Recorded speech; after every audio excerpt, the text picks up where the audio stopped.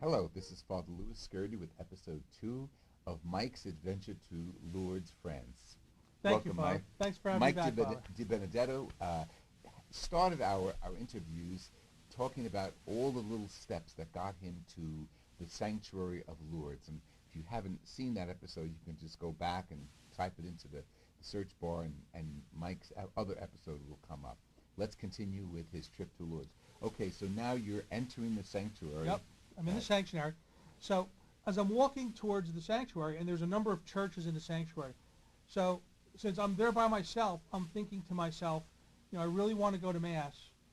Where do I go? And I'm just thinking that in my mind. And then a nun comes up to me and says to me, would you like to go to Mass? And I said, yes, actually. I go, but I don't know which one to go and where to go. She goes, well, you have to go to the top. It's in French, but you just take those stairways, go all the way to the top one, and the Mass is starting in about 10 minutes, so you'll have enough time to get there. I said, okay, great. So I went up into the Mass, and everything is in French. I didn't understand what they were saying, but I knew what they were saying. And what I mean by that is, as I'm reading, the cards that they have there, and the Missalette, and everything's in French, I'm saying what's on the cards in English and not understanding them, but I know what's being said. Now, in church, I still take the card and read it and follow it myself. But there, since I had nothing, it just kind of came that I was following along in the entire Mass. It was a great Mass. And so I'm thinking to myself, God is helping me to understand everything. And so Mass was over. So I went down from Mass. I said, you know something? I really would like to go into the baths. So I walked over to the baths, which are on the very bottom. I stopped in to see where the grotto was, where Mary was. I put another picture I had of Nicole there and the Ramsden family there. And I said a few prayers. And then right next to it is where the baths are.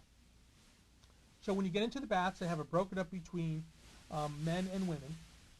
And you sit on a long bench and you slide down.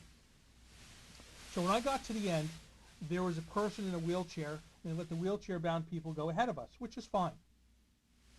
And the person looked very upset. It was kind of like a misty day, a very uncomfortable day, and so they were a little restless, and you could see that you didn't have like a happy look on their face. But they went into the baths. About 5-10 minutes later, they come out before it's my turn to go in, and they looked like a different person. They were happy. They had smiles on their face. Wow. It was the same individual. And I'm like, wow, something must have really been positive for that person when they went into the baths. Now, I did not know what to expect. So when it was my turn to go into the baths, they have curtains 1 to 12. I got into number 7. Now, number 7 is interesting, which I didn't realize, is one of the 7 days God created the world, and I got into the 7th curtain. So I go into the 7th curtain, I'm sitting there, and I realize, something, I don't have a bathing suit, or I don't have anything else on me. I'm like, what do I have? Maybe they'll just put water on my face or whatever. And so I'm sitting in my chair, and a guy comes up to me, starts speaking another language. I didn't understand him. So I said, I don't understand this. We got a guy who spoke English. He came over. So I said to him, do you have like a towel or paper or something? Because I don't have any bathing suit.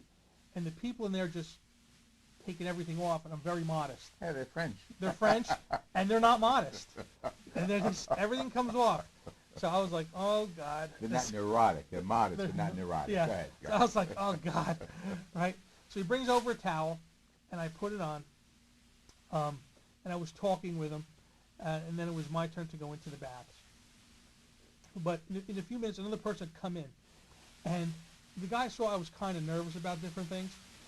I guess because the person who was helping me went to go do some things, and the guy goes, "Are you from Jersey?" No. I said, actually, yeah, I am. He goes, "Where are you from?" I said, "Wayne." He goes, "I'm from Bergenfield." Oh. I said, "Who would have thought he'd travel all this while to meet someone from Bergenfield to Jersey?" And so we started talking. I calmed down a little bit because I felt like I had someone who I kind of like, Sure.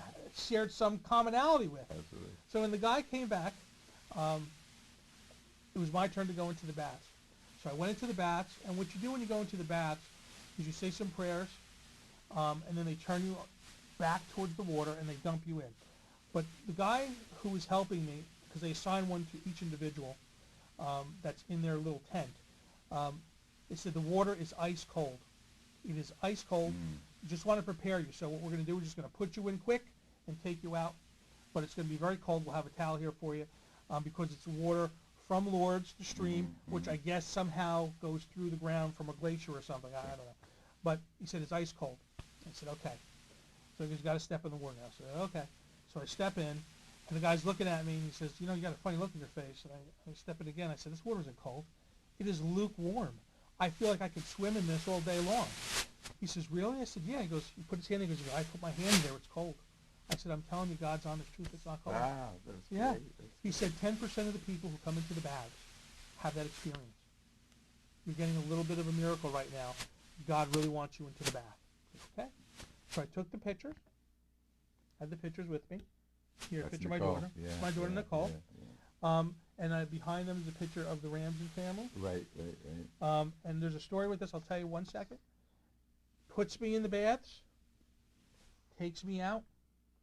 And I felt like an inside cleanliness. Not like a cleanliness when you take a shower, but from the inside out. I felt like I was clean inside. I can't really explain any more than that, but I just kind of felt that way. So from there, I said, let me take these pictures. This was one picture of my daughter, and there's some other pictures here. I guess, yeah. That's two. Yeah.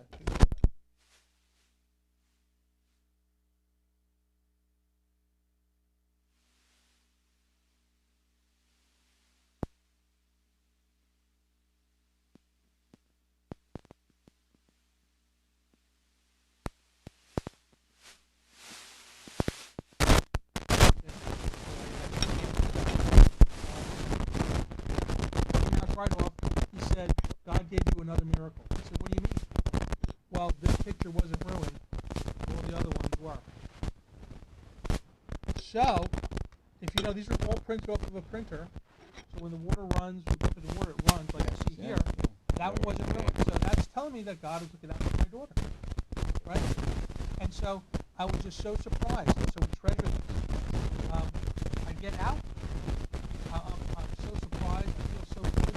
So I go into the courtyard, and I say, you know, I really want to get these things that I have blessed. So I'm thinking that to myself, and I said, I'm in Lourdes, and there's no priest. Right? So I said, well, let me go over to this one building. Maybe there's a priest there. So I walk over to the building. I open the door, and right in front of me is a cardinal. Might as well go big. Yeah, go big. So I asked him, do you speak English? He said, no. I said, can you bless these? He said, He took all my stuff and moved over to the side, and he blessed every article that I had. I was so surprised. I said, thank you, God. You really gave me a great blessing. So the last two things I wanted to say was I went to, after that, I was so happy, I went to get confession. I said, I really want to go to confession. I went to the building where there's confession. I opened the door. I look down the long corridor, and there's booths on each side, and there's like pews in the middle. And I don't see an American flag, and I don't see the British flag, so I'm thinking to myself, I'm in Lourdes, I can't even say confession because nobody understands me, and I won't understand what they tell me to do. So I saw a picture in the distance of the Divine Mercy, and I'll say the Divine Mercy prayer, and then I'll leave, and I'll go home. So as I'm walking down, again, I'm thinking all this in my head, and I'm walking down, and then a door opens on my left side, and an Irish priest comes out and says, would you like confession? I said, absolutely. I said, thank you. Yes, I would. I said, what about these people here? He goes, nah, she's German. She won't understand what I'm saying. She's going to go to the guy across the way. I said, okay. I went in. I had the best confession I could possibly have. That's wonderful. And I say, trust in God in everything. On the way out, I say, it must be time for me to go back. So I always have my cell phone off. I never wear it. My employees tease me. I only put it on when I need to. Even Father Lou knows sometimes I leave my phone around. I'm not big on the cell phone. So I click on my cell phone to turn on and say, to call Jose and say, what time do we have to take the train? As soon as I turn the phone on, it goes through its gyrations, and then it's on, and then the phone rings. I pick up the phone, it's Jose. He says, Mike, the train's leaving in 15 minutes. You have to get up here. And that was your adventure. And that was my adventure. What would you tell our audience about Lourdes? It's a life-changing experience. I came there one person, I left another person. I said it's unbelievable the impact in your life when you see the faith of people, when you see the effect of some of the things that happens in Lourdes. Unbelievable. And when Mike with here at an earlier show, Maggie, one of our crew members, had two of these, two bracelets, and hanging from the bracelet is a little container with Lourdes water. Her niece sent her two, so she had two. She had no idea what Mike's topic was going to be. And at the end of the show, she said, now I know I have two bracelets, and one went to Mike, and in turn went to his little daughter. And we treasure it. Thank you so much. This has been wonderful. Thank you, and Father. eye-opening. Yep. And for our audience, Lourdes, France, Bernadette Sibiru, beautiful story, continues. Go online or maybe hook up with us. And trusting God for everything. Excellent. Thank you, He's Father. always with you. God bless you, Mike. Thank you, Father. Keep the word alive and well. And let me hear from you, Father Lou Scurti at hotmail.com. Thank you very much, and go on to our site for other topics and questions. God bless you.